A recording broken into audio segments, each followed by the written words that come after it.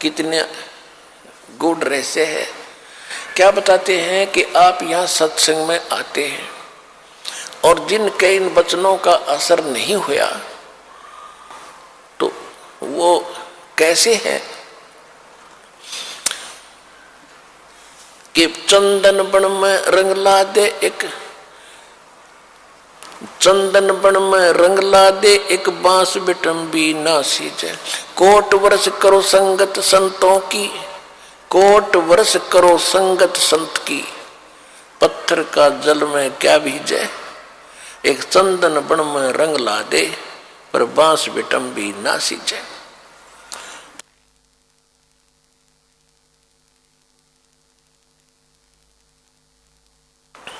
क्या बताते हैं कि जैसे सत्संग में भी आते हैं और फिर विकार भी करते हैं, उनके बारे में बताया है कि जैसे करोड़ वर्ष करो संगत संत की, संतों की, पत्थर का जल में क्या भीजे।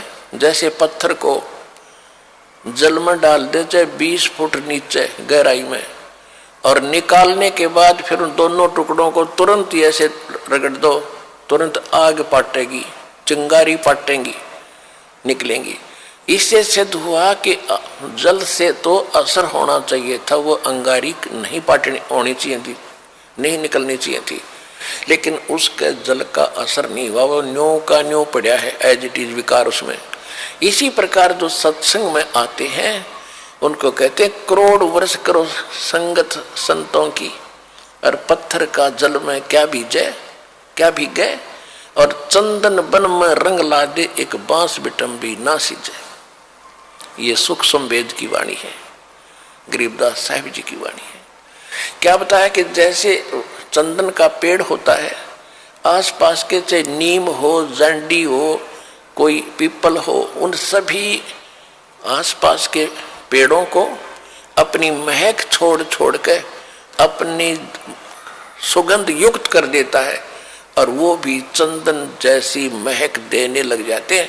लेकिन बांस बंबू जिसकी लाठी बने हैं, कहते वो बांस चाहे उसका साथ उग गया चंदन का, बांस का असर नहीं होता। तो क्या बताते हैं कि कोट वर्ष करो संगत संतों की और पत्थर का जल में क्या भीजे और चंदन बन में रंग ला दे एक बांस बिटम्बी ना सींचे।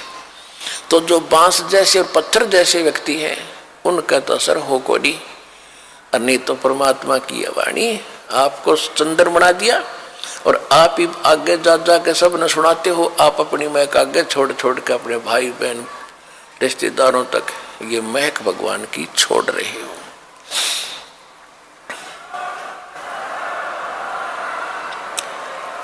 अब क्या बताते हैं कि यहां आते भी हैं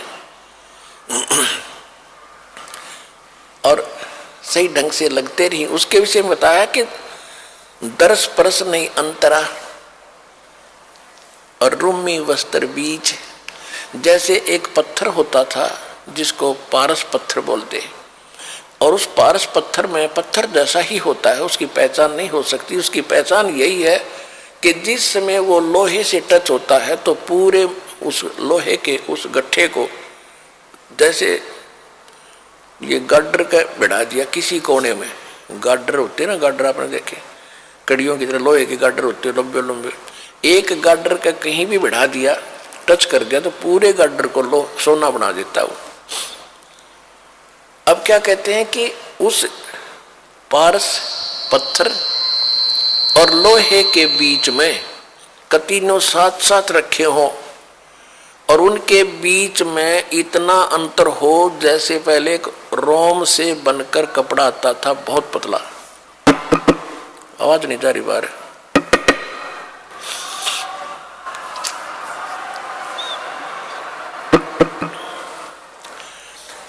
पहले अब क्या कहते हैं कि यदि पत्थर को, उस पारस को और लोहे को बिल्कुल निकट रखा हुआ है और उसमें केवल इतना अंतर हो जितना रोमी वस्त्र यानी पतली सी वायल होती थी, यानी बिल्कुल बाल से भी कम डिफरेंस भी उसमें हो, आपस में मिलन ना मिले हो, और ये इंतजार कर रहे हो कि दोनों पत्थर भी रख दिया, पारस सोना भी साथ में है, पारस भी रखा है, और लोहा पत्थर सोना बना नहीं। कहते रूमी वस्त्र अंतरा, और पारस लोहे बीज, और कहते दर्श परस नहीं अंतरा रूमी वस्त्र बीज, और पारस लोहा एक कर डेग फिर पलटे नहीं अबीज।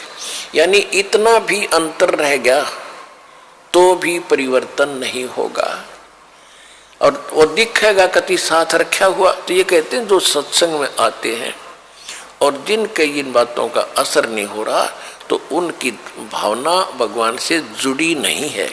वो दिक्कत के भगत है पर भक्ति उनमें प्रवेश है नहीं।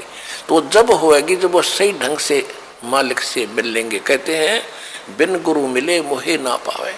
गुरु के प्रति जब आपका ऐसा भाव बनेगा, और तब परमात्मा में कि आपके अंदर वो भक्ति और ये ज्ञान संतरित होता है।